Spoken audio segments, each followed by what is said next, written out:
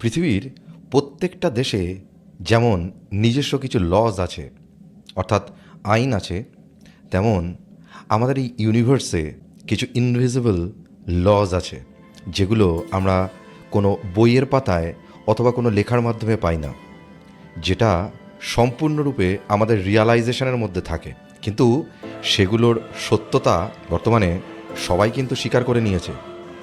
এই লসগুলো আমাদের ইউনিভার্সে আমাদের কাছেই আমাদের কাজের মধ্যে দিয়েই ফিরে আসে। এটা ইউনিভার্সালি অ্যাকনলেজড। এই ব্যাপারটাতে কেউ বিশ্বাস করুক বা নাই করুক, যারা এই ব্যাপারটাতে বিশ্বাস করেন তারা জানেন যে এই লসগুলো প্রত্যেকের জীবনের সাথে ওতপ্রোতভাবে জড়িত। আমাদের কাজ অর্থাৎ আমাদের কর্মগুলো এই ইউনিভার্সাল লসগুলোর সাথে ইন্টিমেটলি রিলেটেড। এবার বিশ্বাস করা না করাটা আপনাদের ব্যাপার, কিন্তু আমরা যদি একটু ডিপলি চিন্তা করে দেখি, খেয়াল করে দেখি, প্রত্যেকটা মানুষের লাইফের সাথে তার কাজের সংযোগ বা তার কর্মের ফল যদি আমরা অ্যানালাইজ করে দেখি, দেখা যাবে যে এই লসগুলো প্রত্যেকের লাইফে এক্সিস্ট করে। আমার আজকের এই ভিডিওর বিষয়বস্তু 7টা এমন ইউনিভার্সাল লজ নিয়ে, যেগুলোকে আমরা বলতে পারি 7 lodge of the world. Video শুরু করার আগে অবশ্যই বলবো, যদি ভিডিওটা ভালো লাগে লাইক করবেন, শেয়ার করবেন, অবশ্যই কমেন্ট করে জানাবেন ভিডিওটা কেমন লাগলো। আর আপনি এই ইউনিভার্সাল লসে বিশ্বাস করেন কি না করেন সেটা অবশ্যই কমেন্ট করে জানাবেন। চ্যানেলটাকে সাবস্ক্রাইব করুন আর পাশে থাকা বেল আইকনটাকে অবশ্যই প্রেস করে দিন, যাতে নতুন ভিডিওর নোটিফিকেশান আপনার কাছে সবার আগে পৌঁছে যায়। আমরা আমাদের কর্মের জন্যে ভাগ্যকে দোষারোপ করি, কিন্তু আপনাদের পড়াশুনো যদি আমাদের পুরাণগুলোর সাথে থাকে বা আমাদের যে সমস্ত পৌরাণিক গল্পগাথা বলুন বা আমাদের শাস্ত্র বলুন, সেগুলোতে যদি একটু ডিপলি আমরা মনোনিবেশ করে সেই ব্যাপারগুলোকে বোঝার চেষ্টা করি, তাহলে দেখবেন আমাদের কর্মই হচ্ছে আমাদের ভাগ্য তৈরি করে। আমাদের নিজেদের লাইফের এবং আমাদের নিজেদের ভাগ্যের ম্যাক্সিমামটাই জড়িত আমাদের কর্মের সঙ্গে। আর এই কর্মগুলো কিভাবে পরিচালিত হয় সেগুলোই আজকে এই 7 লজের মাধ্যমে জানব। তো আপনারা নিশ্চয়ই অধীর আগ্রহে বসে আছেন এটা জানার জন্যে এই 7 লজগুলো কি, যেগুলো আমাদের জীবনকে ইনডাইরেক্টলি হোক বা ডাইরেক্টলি হোক পরিচালিত করে। এই 7 লজগুলোর মধ্যে ফার্স্ট যে লটা আছে, সে লটাকে বলা হয় ল অফ ডিট্যাচমেন্ট। আমরা করি কি বলুন তো? আমরা যে জিনিসগুলোকে বা যে মানুষগুলোকে আমাদের লাইফে সবচেয়ে বেশি ইম্পর্টেন্স দেই, আমরা যেখানে চাই সেই জিনিসগুলো বা সেই মানুষগুলো আমাদের লাইফে থাকুক, সেই মানুষগুলোই আমাদের থেকে কোনো না কোনোভাবে বা সেই জিনিসগুলো আমাদের থেকে কোনো না কোনোভাবে দূরে চলে যেতে চায়। আমরা ভুলটা এখানেই করি যে আমরা আমাদের পছন্দের কারণে, আমরা আমাদের ইমোশনের কারণে আমরা সেগুলোকে জোর করে ধরে রাখতে চাই। এই ধরে রাখাটাকে ছাড়তে হবে। এটাকেই বলা হয় লস অফ ডিট্যাচমেন্ট। যে জিনিসগুলো বা যে মানুষগুলো আপনার লাইফে থাকতেই চায় না, তাদের ছেড়ে দিন। আপনাকে এটা মেনে নিতে হবে, যে জিনিসটা বা যে মানুষটা আপনার সঙ্গে থাকতে চাইছে না, সে আপনার জন্যে তৈরি হয়নি বা সেই জিনিসগুলো আপনার জন্যে না। আপনার জন্যে নতুন অন্য কিছু অপেক্ষা করে আছে। এখন আপনি এই পুরানো জিনিস বা পুরনো মানুষগুলোকে যদি না ছাড়তে পারেন, নতুন জিনিসগুলো আপনার লাইফে আসবে না। এই লস অফ ডিট্যাচমেন্ট আপনাকে আপনার জীবনের লক্ষ্য পূরণে বা আপনার জীবনের সফলতা পূরণে ভীষণভাবে গুরুত্বপূর্ণ। এবার সেকেন্ড লটা কি? Law of attraction. অর্থাৎ যে জিনিসটা সম্পর্কে আমরা সারাদিন চিন্তা করি অথবা যে জিনিসটা সারাদিন মন থেকে চাই যে আমার লাইফে আসুক, সেই জিনিসটাই আপনার লাইফে বারবার ফিরে ফিরে আসবে। এটা একটা অদ্ভুত ইউনিভার্সাল ল। তার কারণ আমরা যখন কোনো কিছু খুব মন থেকে চাইছি বা কোনো জিনিসটাকে আমরা চাইছি যে এই জিনিসটা আমার লাইফে ঘটুক বা এই জিনিসটা আমার লাইফে আসুক, আপনার ইনার সাবকনসিয়াস মাইন্ডের যে ভাইব্রেশন, সেটা ইউনিভার্সে পৌঁছাচ্ছে। ইউনিভার্স সেই জিনিসটাকে পূর্ণ করার জন্যে সেই জিনিসটাই আপনার লাইফে বারবার ফিরিয়ে দেওয়ার চেষ্টা করছে। এটাকে বলা হয় ল অফ অ্যাট্রাকশন। থার্ড লটা কি জানেন? ল অফ কর্মা।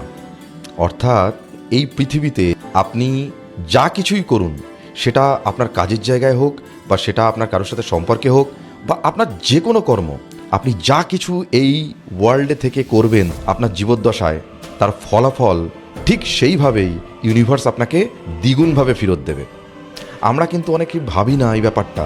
আমরা ভাবি যেটা আমাদের মন চায়, যেটা আমাদের ভালো লাগছে, আমরা সেটাই করি। কিন্তু অনেক ক্ষেত্রে আমরা এটা ভেবে দেখি না যে যেটা আমি চাইছি বা যেটা আমি করছি সেই কাজটা ঠিক কি বেঠিক, এর ফলাফলটাও যে আমাকে কোনো না কোনো সময় ইউনিভার্স ফেরত দেবে এবং সেটা দ্বিগুণভাবে ফেরত দেবে, এটা আমরা ভেবে দেখি না। এইটাকে বলা হয় ল অফ কর্মা। আপনি যা করবেন আপনাকে দ্বিগুণভাবে ইউনিভার্স তার ফলাফল হিসেবে সেটাকেই আপনার লাইফে ফেরত দেবে, হয় সেটা আপনার মতো করে অথবা সেটা অন্য কারোর মাধ্যমে তার মতো করে। 4 নম্বর যে লটা আছে সেটাকে বলা হয় law of cause and effect. প্রত্যেক ক্রিয়ারই একটা বিপরীত প্রতিক্রিয়া আছে, এটা আমরা নিউটনের 3rd ল থেকে জানি। আমরা আমাদের জীবনে যা কিছুই করি তার ফলাফলটা কিন্তু আমরা আমাদের জীবনে দেখতে পাই। আমরা সেটাকে মানতে পারি বা না পারি সেটা পরের প্রশ্ন। তার কারণ আমরা যখন যে কাজগুলো করি সে কাজগুলো কিন্তু অনেক সময় ভেবেচিন্তে করি না, বা তার এফেক্ট কী হতে পারে এটা ভাবি না। ওই যে বললাম আগের পয়েন্টে যে আমরা যেটা আমাদের পছন্দ হয়, যেটা আমাদের ভালো লাগে আমরা সেটাই করি, আমরা একবারও ভেবে দেখি না এর এফেক্টটা কিন্তু একইভাবেই আমাদের লাইফে আসবে। সেজন্যে কোনো কাজ করার আগে একটু ভেবে চিন্তে করবেন। এর পরের যে পয়েন্টটা আছে অর্থাৎ 5 নম্বর পয়েন্ট, সেটা হলো ল অফ এনার্জি। আমরা একটা জিনিস বারবার ভুলে যাই, আমাদের লাইফে কেন খারাপ জিনিস ঘটে যাচ্ছে, কেন আমি যেটা চাইছি সেটা কেন ঘটছে না। আপনি একটু ঠান্ডা মাথায় ভেবে দেখুন তো, আপনি যেটা চাইছেন সেটা পজিটিভলি চাইছেন না নেগেটিভলি চাইছেন। আমাদের চিন্তা আর আমাদের অনুভূতিগুলো আমাদের জীবনের বাস্তবতা। আমরা যেটা চিন্তা করি বা আমরা যে অনুভূতিটা আমাদের ভিতরে লালন পালন করি আমাদের জীবনে কিন্তু সেই জিনিসটাই কিন্তু ঘটে। আপনি যদি কোনো জিনিস কন্টিনিউয়াসলি নেগেটিভলি চিন্তা করতে থাকেন যে আমার সঙ্গে এই হয়ে যাচ্ছে, আমার সাথে ভালো কিছু হয় না, সব কিছু খারাপ হচ্ছে, ওই জিনিসগুলোই আপনার লাইফে বারবার ঘটবে। কারণ আপনার সাবকনশাস মাইন্ড কিন্তু এটা বিলিভ করতে শুরু করে দিয়েছে যে আপনি পজিটিভ চিন্তা করতে পারেন না। আপনি যেটা চিন্তা করেন ও কিন্তু সেটাই নেয় সাবকনশাস মাইন্ড, আর সেইটাই কিন্তু ইউনিভার্সে যায়, আর ইউনিভার্স কিন্তু সেই অনুযায়ী আপনাকে আপনার লাইফে সেই জিনিসগুলোকেই ফেরত দেয়। সেজন্যে চিন্তা আর অনুভূতিগুলোকে অলওয়েজ পজিটিভ রাখুন। লাইফে যত কিছুই খারাপ সিচুয়েশান আসুক, যা কিছুই ঘটুক, আপনার চিন্তা যদি পজিটিভ হয়, আপনার অনুভূতিগুলো যদি পজিটিভ হয়, দেখবেন ওই অনুভূতি এবং ওই চিন্তাগুলো যেগুলো কিনা পজিটিভ, তার ফলাফল হিসেবেই আপনার লাইফে যা কিছু ঘটবে সেটা পজিটিভলিই ঘটবে। হয়তো দেরি হবে, যে কোনো সিচুয়েশানে যদি আমরা পজিটিভ চিন্তা করি যে না আমার লাইফে এই ভালোটাই ঘটবে, এখন খারাপ সিচুয়েশান, পরে এটা ঠিক বেটার হবে, এই চিন্তাটাই ইউনিভার্স নেবে, আপনার সাবকনশাস মাইন্ড নেবে, তারপরে ইউনিভার্স নেবে, আর ইউনিভার্স কিন্তু সেটাকেই আপনার কাছে ফেরত দেবে। এটাকে বলা হয় সেই ল অফ এনার্জি। এরপরের যে লটা আছে 6 নম্বর ল, সেটা হলো ল অফ ভাইব্রেশন। আমরা আমাদের নিজেদেরকে যে ভাইব্রেশনের মধ্যে রাখি আমাদের চারপাশের মানুষগুলো ঠিক সেই ভাইব্রেশনেরই মানুষজন। আপনি যে ধরনের চিন্তা করেন বা আপনি যা কিছু বলেন সেই মেন্টালিটির লোকজনগুলোই আপনার আশেপাশে রয়েছে। সেজন্য আপনি যেই ভাইব্রেশনের মধ্যে নিজেকে রাখবেন সেই ভাইব্রেশনের মানুষগুলোই আপনার লাইফে আসবে। সেজন্য এটা বুঝতে শিখুন যে পজিটিভ ভাইব্রেশনে আপনি থাকলে আপনার লাইফে পজিটিভ মানুষজন আসবে, নেগেটিভ ভাইব্রেশনের মধ্যে থাকলে দেখবেন আপনার লাইফে যে মানুষগুলো আসছে তারা আপনারই মতো, অর্থাৎ নেগেটিভ মেন্টালিটি নিয়ে আপনার কাছেই আসছে, যারা হতাশার কথা বলে আপনার মতো, যারা লাইফটাকে পজিটিভলি দেখতে পারে না। আর যে লাস্ট লটা আছে ল অফ ওয়াননেস। আমাদের এই পৃথিবীটা গোল, আর যেহেতু এটা গোল, আমাদের এই পৃথিবীতে যত মানুষ আছে প্রত্যেকের সাথে প্রত্যেকের কোনো না কোনো রকমভাবে কানেকশন আছে।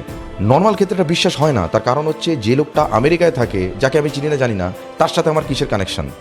বাট আপনারই মতো চিন্তাভাবনা, আপনারই মতো সেম মেন্টালিটির মানুষ পৃথিবীতে বহু আছে। সেই দিক দিয়ে বিচার করলে কিন্তু এই ল অফ ওয়াননেস ভীষণভাবেই গ্রহণযোগ্য।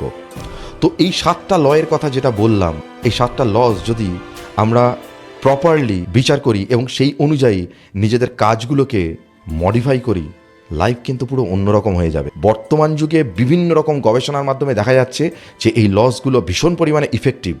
সেজন্যে এই 7 লসগুলোকে যদি নিজেদের লাইফে অ্যাপ্লাই করতে পারি তাহলে আমাদের লাইফে ফ্রাস্ট্রেশন, দুঃখ, এই ব্যাপারগুলোর পরিমাণ অনেকাংশে কমে যাবে এবং আমরা জীবনটাকে পজিটিভ ওয়েতে দেখতে পাবো।